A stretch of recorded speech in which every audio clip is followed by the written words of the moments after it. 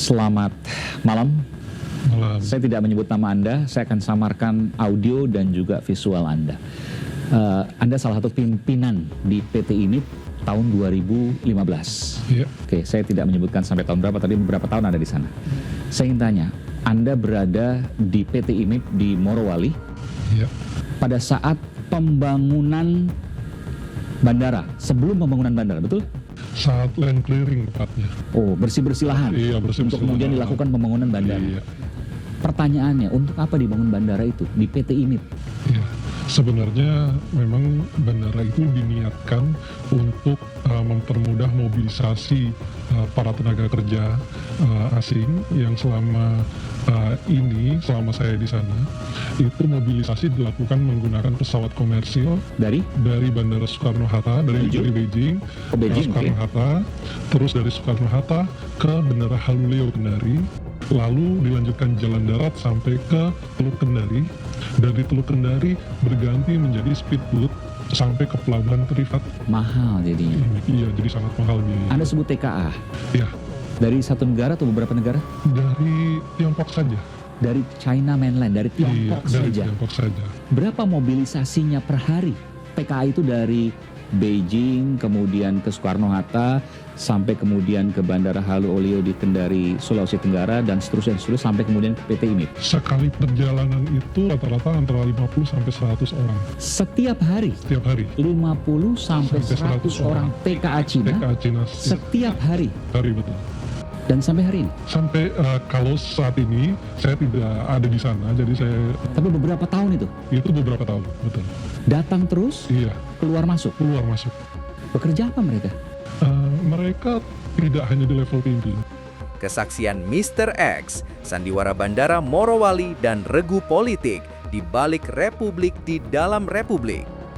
Selama bertahun-tahun di jantung industri nikel Indonesia, sebuah fasilitas telah beroperasi di luar pengawasan negara.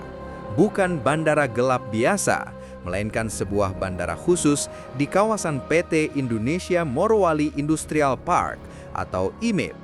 Seorang sumber internal yang enggan disebut namanya, kita sebut saja Mr. X, akhirnya bersuara. Ia bukan hanya mantan karyawan, tetapi saksi mata yang mengklaim mengetahui regu kerja politik yang memungkinkan bandara ini berdiri dengan satu nama yang terus bermunculan, yaitu Joko Widodo.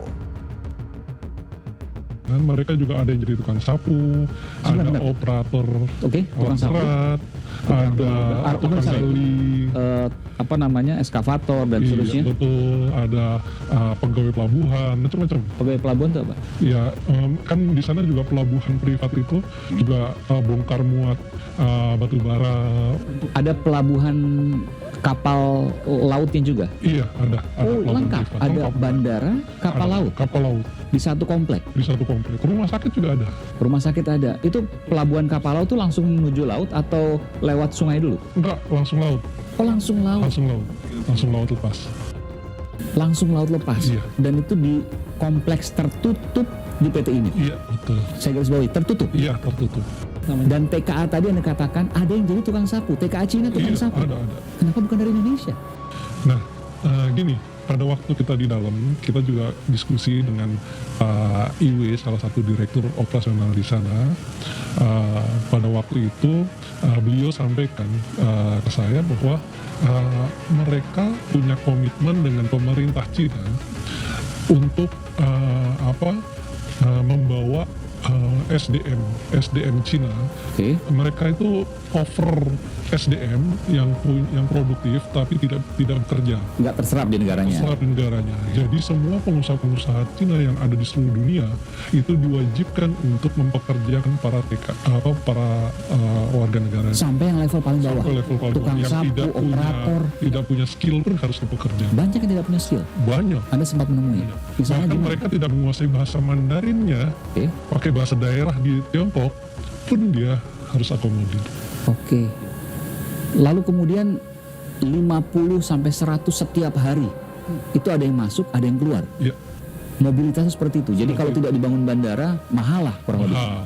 Karena harus lewat Posnya nanti. Bandara Halu Olio, jalan darat plus speedboat. Iya. Berapa jam tuh dari Halu Olio sampai PT IMIP? Kalau di lautnya saja sekitar 2,5 jam ya. Perjalanan di speedboatnya sekitar 2,5 jam. Terus dari bandara ke pelabuhan ke Wisma IMIP yang ada di Teluk Kendari itu sekitar setengah jam lah, setengah jam sampai 1 jam. Itu perjalanan. Tapi kalau lewat darat bisa juga ditempuh darat, tapi jalanannya rusak dulu menuju ke IMIP.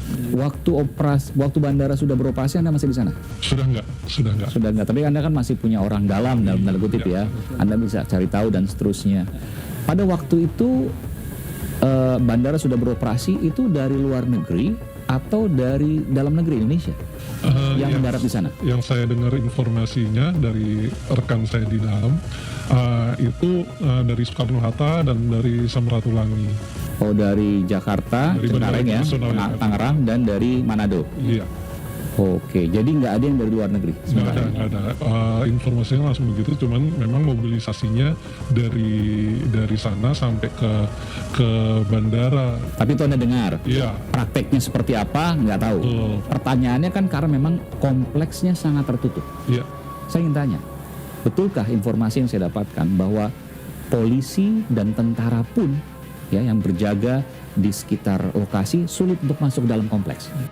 Mereka punya yang namanya MSS ya, Morowali Security Service. Oke, itu sendiri ya? Iya, jadi keamanannya sendiri sudah mirip polisi lah ibaratnya gitu. Jadi memang Tapi bukan anggota polisi, bukan tentara? pimpinannya adalah mantan Kabak Intelkam Kabak Intelkam Polri. Oke, siapa? Pak saya lupa namanya persisnya ya. Tahun berapa waktu itu? Suparto atau Suparni Suparto, oke. Pimpinannya pada waktu itu ya? pimpinannya MSS. Oke, jadi polisi, tentara. Inaugurasi rahasia dan 2 wajah bandara. Publik dan media resmi mengetahui bahwa Presiden Jokowi meresmikan Bandara Morowali Maleo, bandara publik, pada 23 Desember 2018. Namun Mr. X mengklaim ada sandiwara di balik 2 bandara itu. Menurutnya, perhatian pada peresmian bandara publik digunakan untuk mengalihkan pandangan dari anak kandung lainnya, Bandara Khusus IMIP. Meski Jokowi secara terbuka membantah pernah meresmikan Bandara IMIP, Mr. X bersikeras bahwa ada momen pengakuan diam-diam atau kunjungan kerja terselubung di kawasan IMIP yang difungsikan sebagai legitimasi faktual bandara tersebut di mata investor tertentu. Bagi Mr. X, inkonsistensi pernyataan publik ini adalah celah pertama dalam narasi resmi. Jangankan warga nih, polisi, tentara susah masuk ke dalam. Bahkan bupati pun nggak bisa masuk. Bahkan bupati nggak bisa masuk. Bupati nggak bisa masuk. Lalu siapa yang bisa menjamin bandara itu hanya dari dalam negeri? Kan bisa aja langsung dari luar negeri, dari Malaysia misalnya, dari Malaysia, Kalimantan bagian utara tuh, Kucing dan lain sebagainya ya, Sarawak. Atau Filipina misalnya yang dekat dengan situ, kan bisa saja. Ya bisa mungkin, tapi saya belum mendapatkan informasi itu. Oke, setidaknya Anda belum mendapatkan karena Anda udah keburu mengundurkan diri. Oke. Kenapa Anda yang mengundurkan diri? kedua, mungkin gini sedikit ada tambahan. Banyak kontainer yang masuk juga. Itu membawa seperti mata pacul, wajah Dari Cina. dari Cina. Jadi mereka produk UMKM yang Cina harus diakomodir. Apa aja? Mata pacul. Pacul, linggis, wajan, kayak gitulah peralatan-peralatan pertukangan atau spare part kendaraan itu memang diambilkan dari Cina. Spare part Dikirim. kendaraan-kendaraan untuk operasional di sana. Termasuk alat-alat berat. Iya, gitu. Jadi Kontainer lewat? ini pakai kontainer lewat laut. Lewat laut. Oke, yang tadi Anda bilang pelabuhan tadi. Iya. Dan itu tidak ada petugas bea cukai dan imigrasi. Ada kan pelabuhan privat. Tidak ada sama sekali bea cukai yang saya tahu sama. Jadi bandaranya Anda mendengar bahwa tidak ada dari luar negeri, meskipun itu juga masih pertanyaan karena Anda sudah di sana. Tapi yang jelas pelabuhan lautnya itu membawa kontainer dan barang-barangnya dari Cina tanpa bea cukai dan imigrasi ya, karena langsung masuk di situ, tidak ada logo-logo. Biasanya kan kalau sudah diperiksa ya oleh bea cukai kan ada logo-logonya di kontainernya. Anda menyaksikan sendiri tuh barang-barang dari Waktu dibuka juga saya lihat. waktu dibuka Iya. langsung dari Cina Iya, barang apa tanpa saja. bea cukai, tanpa imigrasi. Tahun berapa itu? 2015, 2016 lah saya sempat 2 kali lihat ya. Oke. Dan TKA di sana ada berapa jumlahnya waktu Anda berada di PT IMEF? Ribuan. Ribuan. Tukang sapu misalnya. Hampir setara dengan jumlah masyarakat satu kecamatan Bahodopi Di Morowali. di lokasi di mana perusahaan itu berada. Jumlahnya sama seperti jumlah masyarakat di satu kecamatan di Morowali. Ribuan tuh maksudnya di atas 5.000, di bawah 5.000? Iya, kurang lebih. 5.000? Iya, kurang lebih. Tukang sapu saja bisa ratusan misalnya? Karena gini, mereka kan Itu besar sekali ya? Ya, pada waktu itu mereka tidak menggunakan, saya nggak tahu kalau sekarang pakai teknologi ya, misalnya ada teknologi, tapi pada saat itu mereka pakai tenaga manusia mungkin untuk pemberdayaan ya, agar banyak Pemberian izin dan lorong khusus kebijakan. Siapa yang memberikan izin bandara swasta di kawasan strategis ini? Mr. X menunjuk pada pola kebijakan era Jokowi yang sangat agresif mendorong investasi asing, khususnya dari Tiongkok, dengan segala cara. Meski izin konstruksi secara administratif dikeluarkan oleh Menteri Perhubungan dan disebut sebagai pemberian Luhut Binsar Panjaitan saat menjabat, Mr. X mendalilkan bahwa proyek sebesar ini mustahil berjalan tanpa lampu hijau dan perlindungan politik dari tingkat tertinggi. Ia menggambarkan IMEP sebagai Phoenix Nest atau sarang Phoenix, zona produktif yang tumbuh di bawah aturan de facto yang menguntungkan investor dominan, dalam hal ini Tiongkok, dengan kompromi kedaulatan sebagai taruhannya. Kebijakan pertumbuhan ekonomi dengan segala harga era itu dinilainya telah menjadi lorong khusus yang melegalkan anomali. 6 tahun zona bebas negara dan kegagalan pengawasan. Inti laporan Mr. X adalah operasional bandara yang berjalan selama kurang lebih 6 tahun tanpa kehadiran petugas bea cukai, imigrasi, atau otoritas penerbangan sipil (Airnav) secara rutin. Ia menyebut ini sebagai penciptaan zona bebas negara atau republik di dalam republik, istilah yang kemudian diungkapkan oleh Menteri Pertahanan Syafri Syamsuddin. Menurut Mr. X, ini bukan kelalaian birokrasi biasa. Ini adalah desain yang memungkinkan mobilitas barang dan orang, khususnya tenaga kerja asing dari Tiongkok, tanpa pemeriksaan negara. Ia mempertanyakan bagaimana mungkin fasilitas sebesar itu, dengan potensi risiko keamanan dan penyelundupan, bisa lolos dari pengawasan selama 2 periode kepresidenan jika tidak ada kebijakan untuk memalingkan muka. Regu kerja politik dan korban di balik keajaiban investasi. Mr. X tidak berhenti di Jokowi. Ia berbicara tentang regu kerja politik yang lebih luas. Dalam narasinya, Jokowi adalah tukang ledeng yang membuka keran kebijakan. Luhut Binsar Panjaitan adalah operator proyek yang memberikan izin dan membela bandara ini sebagai hal normal untuk menarik investor. Sementara pengusaha-pengusaha Tiongkok adalah tuan yang diistimewakan yang mendapat konsesi. Ironisnya, yang menjadi korban adalah kedaulatan Indonesia, keamanan nasional, dan masyarakat lokal Morowali yang menanggung beban kerusakan lingkungan. Bagi Mr. X, ini adalah pola yang lebih besar, model investasi yang mengorbankan kedaulatan, hukum, dan keberlanjutan lingkungan semata. Bandara IMEP baginya hanyalah simbol fisik dari model itu. SDM yang digunakan, sehingga tukang sapunya masih, dia modelnya pakai caping terus nyapu pakai sapu-sapu besar itu, udah nyapu jalanan gitu. Jumlahnya ratusan mereka? Ratusan. Berapa digaji? Gaji mereka itu yang saya nanya ke mereka lewat nerjemah, jadi saya minta bantuan. Anda nanya langsung nih? Ya, saya nanya, senang nggak kerja di Indonesia? Oh, dia bilang senang gitu kan. Terus kita tanya, gaji kamu berapa gitu. Gaji kita 8.000 yuan. Kali 2.000-an berarti ya? Lebih. Sekitar 16-17 juta rupiah? Ya, betul. Satu tukang sapu 16-17 juta rupiah per bulan? Per bulan dibagi dalam 50% diberikan kepada keluarganya di negaranya dalam bentuk yuan, dan sisanya dalam bentuk rupiah diberikan kepada para pekerjanya di Indonesia. Berapa lama mereka bekerja biasanya? Sebulan, 2 bulan, nanti mungkin tukar dan sebagainya, atau dalam hitungan tahun? Biasanya hitungan bulan, mereka ada rolling ya, ada pergantian, si keluar, entah dia mengurus visa kah atau apa, dia kembali lagi gitu, jadi selalu berputar begitu terus. Ini sampai sekarang yang Anda dengar, itu masih ada ribuan PKA di sana Kalau dan itu saya- bagian dari kerjasama. Ya, kalau saya melihat sampai sekarang masih ada ribuan. Ini sakti banget ya PT IMIP. Siapa di belakangnya? Kalau kita kita bisa buka-buka aktenya, itu di akte itu ada pemegang saham itu ada anak perusahaan Tingshan Group dari Cina Oke. dan Perusahaan swasta milik Tiongkok ya. Tiongkok. Oke. Nah, terus Warga 25% adalah PT Bintang 8. PT Bintang 8 siapa yang ada di situ? PT Bintang 8 di situ Punya ada siapa Pak itu? Sintong Panjaitan. Oke. Di dalamnya ada Pak Hendardi Supanji. Mantan dan Puspom kalau tidak salah Iya. ya. Dan yang dari luarnya orang Cinanya itu ada Pak Halimina, ada Itu warga negara asing. warga Cina tapi namanya nama Indonesia kayaknya ya. Cuman saya nggak tahu nama aslinya siapa, nama Cinanya siapa. Tapi Anda meyakini dia WNA atau WNI? Kemungkinan WNI yang keturunan kemungkinan. Oh, tapi Anda nggak tahu, nggak pernah mendengar sebelumnya. Nggak tahu. Oke. Dan Anda merasa waktu itu ada hal yang janggal di situ? Jadi pada waktu itu saya melihat banyak hal yang sebenarnya janggal gini.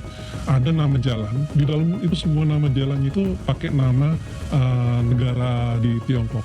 Jadi Misalnya? ada Shanghai Street, ada Kesaksian Mr. X ini meski harus diverifikasi, memantik pertanyaan besar. Apakah Bandara IMIP adalah hasil dari visi pembangunan yang terlalu longgar terhadap kedaulatan? Apakah ini adalah warisan kebijakan yang menempatkan investasi asing di atas pengawasan nasional? Ketika Menteri Pertahanan sekarang menyatakan akan menertibkannya, ia seolah sedang membersihkan ladang ranjau kebijakan era sebelumnya. Narasi Mr. X menuding Jokowi bukan sebagai dalang teknis, tetapi sebagai arsitek politik yang menciptakan iklim dan sistem di mana anomali seperti Bandara IMIP bisa hidup dan tumbuh selama bertahun-tahun, terlindungi oleh narasi investasi dan pertumbuhan ekonomi. Pertanyaannya kini, akankah pemerintahan sekarang hanya menutup bandaranya atau juga membongkar lorong khusus dan regu kerja politik yang membiarkannya terbentuk? Subscribe untuk konten seru lainnya. Jangan lupa nyalain notifikasi biar gak ketinggalan update terbaru. Let's bring fun to the next level. Beijing Street, seperti itulah nama-nama seperti itu gitu. Jadi terus semua tulisan-tulisan pada tahun itu ya 2015 kayak nggak tahu kalau ada perubahan apa enggak gitu. Pada tahun itu tulisan-tulisan itu bahasa Cina semua dan artinya pun dalam bahasa Inggris, jadi tidak ada bahasa Indonesia. Jadi saya merasa asing ya ada di situ. Ini saya kerja di luar negeri apa di Indonesia sih gitu. Sempat waktu itu ramai dan kemudian ada sidak dari beberapa anggota DPR atau salah satu anggota DPR, betul ya? Tapi yang saya ingat waktu itu tidak menemukan. Iya. Ada warga negara Cina yang Iya, banyak di situ, betul? betul. Seperti apa? Jadi polanya sebenarnya gini, kalau mau sidak itu maaf lewat udara lebih pas. Karena Karena jalan akses darat itu ada 2 pintu gerbang. Jadi gerbang pertama itu jaraknya sekitar 500 meter ke gerbang kedua. Persisnya saya iya kurang lebih lah gitu. kurang lebih lah. Itu dari gerbang pertama ketika ada informasi, ada tamu, ada kunjungan pejabat. Di dalam itu sirenenya udah bunyi. Oke, apa yang terjadi setelah itu? Disiapkan shuttle bus untuk mobilisasi para TKA-nya untuk ke lokasi yang lebih aman. Di mana? Ada di hutan. Oh, hutan. Iya, di hutan tuh ada mes ya, semacam mes juga disiapkan untuk mobilisasi. Jadi ribuan bisa digeser langsung ke hutan? Bisa. Ribuan? Iya, Alarm bunyi iya. dan seketika ribuan dievakuasi ke hutan dan mereka punya SOP-nya itu. Udah ada aturannya sendiri. Jadi yang tertinggal di sana hanya sebagian kecil dan warga Indonesia saja. Iya, Nggak akan menemukan Iya. warga negara Cina yang berlebihan. nggak akan. Anda pernah mengalami itu? Iya, pada saat di sana justru saya berapa kali Siapa yang datang waktu itu misalnya? Ada Menteri Dahiri ya, Menteri Hanif Dahiri, Hanif oke. Dahiri. Menteri Tenaga Kerja waktu itu. Pernah gitu. Jadi Terus siapa lagi? siapa lagi ya? Saya juga lupa siapa aja. Anggota DPR misalnya? Anggota DPR Deddy Yusuf. Sidak waktu itu, Hanif Dahiri, Deddy Yusuf, oke. Omongan Di waktu yang berbeda. berbeda. Dan tidak pernah menemukan karena ada alarm langsung lari ke hutan. Iya. Evakuasi. Evakuasi. Saya juga mendengar bahwa Anda meminta, sebelumnya saya ingin mengajak Anda untuk live ya, tapi juga di tempat yang berbeda, tapi Anda menolak untuk live karena ada hal yang mungkin bisa membahayakan Anda. Karena Anda mengatakan bahwa Anda bisa diancam karena tahu posisinya dan ketika Anda pulang pada saat live bisa dicegat. Jadi ada kekhawatiran karena saya tidak hanya bekerja baru di sini dengan maaf orang Tiongkok ya. Ada beberapa perusahaan di sebelumnya yang juga saya bekerja di perusahaan WNA ya? Iya, yang sama. Itu polanya adalah bekerja sama dengan mafia. Oke. Yang Mafia lokal. ya mafia Preman. lokal atau iya preman lah. Oke. istilahnya. Yang mereka ketika live ditunggu setelah live. Terus apa yang terjadi? Kita tahulah kondisinya gitu lah. Intimidasi. Ya, intimidasi, ada yang bentuknya membahayakan nyawa, ada yang menjadi pembungkaman lah. Oke. Kan bisa lapor polisi. Ya, kita sama-sama tahulah kondisinya, bagaimana aparat kita.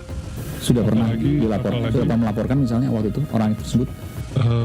Saya sih belum ya, belum. Tapi saya karena saya bergaul dengan mereka, jadi saya ngerti gitu bagaimana cara mereka, bahkan metode-metode mereka gitu kan. Saya paham gitu, jadi sangat berhati-hati untuk menghadapi kondisi begitu. Apalagi kita tahu di Morowali juga kan backupnya juga Sampai sekarang? ya, dengan masih adanya MSS yang dipimpin para jenderal, Purnawirawan. purnawirawan. Oke. Kan udah sepuh banget, kayak Pak Sintong tuh udah 80-an tahun, 85 kalau nggak salah. Beliau kan Akademi Militer Nasional AMN tahun 63. Iya, tapi Artinya kalau sangat kalau sepuh, dukungan sangat, dari ya sudah senior banget. kalau dukungan dari penguasanya masih ada, kan kita tahu bahwa 2015 diresmikan oleh Presiden. Oh, Anda waktu itu ada di sana? Iya, ada Diresmikan oleh oleh Pak Jokowi. Anda melihat sendiri? Iya, bukan bandaranya ya, Iya. smelter IMIP-nya, kawasan IMIP-nya itu diresmikan. Anda melihat sendiri? Lihat sendiri. Diresmikan oleh Pak Jokowi? Oleh Pak Jokowi. Saya ada di sana. Anda di sana? Iya. Ada dokumennya misalnya, foto dan lain sebagainya? Waktu kasus tidak ditemukannya TKA itu oleh Bukan, dokumen pada saat Pak Jokowi meresmikan pada waktu itu. punya, sekarang saya hapus semua. Saya ingin tanya terakhir untuk Anda. Anda kan punya risiko nih, Anda cerita seperti ini ke saya, ke iNews, eksklusif, ke Aiman, Rakyat Bersuara. Kenapa Anda mau ceritakan dan Anda membuka semua? Gini, saya kadang prihatin ya, melihat tambang-tambang kita itu dikuasai oleh bukan kita gitu loh, oleh bukan kemakmuran rakyat. Karena saya merasakan, melihat langsung berinteraksi dengan masyarakat di desa Patupia, di desa Sekelilingnya, Jir. sekelilingnya itu, mereka bukan merasakan kebahagiaan, mereka menderita pada saat itu. Misalnya? 2005 mereka punya tambak-tambak, ikannya pada mati semua. Karena Ya, airnya berubah menjadi hangat dan waktu itu pembelaan perusahaan kan Ya, itu ya. wah itulah. ikan mati, terus apa lagi? Terus air tanahnya sehingga Berubah harus, warna, berubah Ya. bau misalnya. kering Kering, oke. itu juga dialami oleh masyarakat sekitar gitu. Jadi nyaris tidak ada keuntungan yang didapatkan ketimbang kerugian yang didapat. Iya, karena yang bekerja pun pada saat itu ya, saya nggak tahu kalau sekarang ya, pada saat itu pun yang bekerja dianggap tidak memenuhi syarat masyarakat lokal.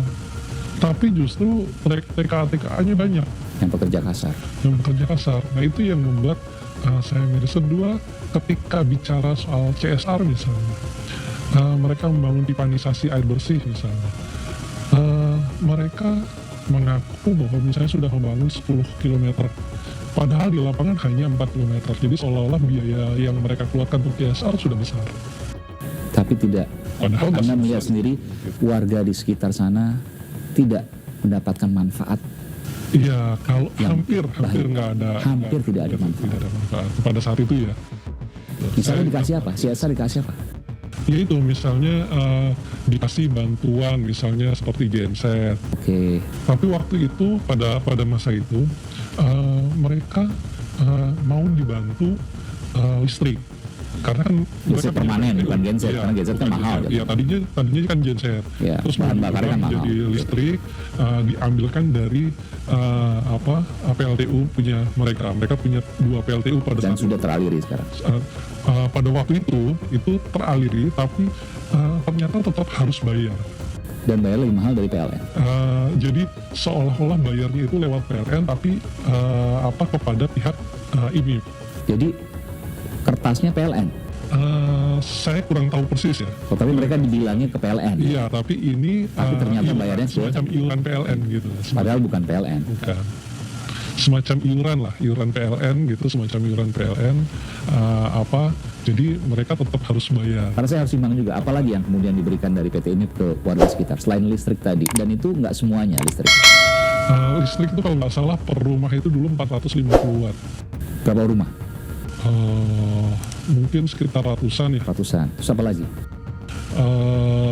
Ya bantuan-bantuan kecil seperti Sembako. genset, kalau sembako rutin ya, terus kurban tiap tahun gitu. Tapi sisanya kerusakan ternak, perikanan, dan air Iya. tanah. Itu yang berasa. itu yang paling terasa. Terus ini efek dari abu batubara.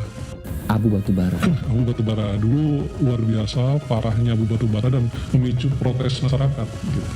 Jadi abunya itu luar biasa dampaknya. Terima kasih. Saya nggak pernah meresmikan bandara IMIP di Morowali, nggak pernah.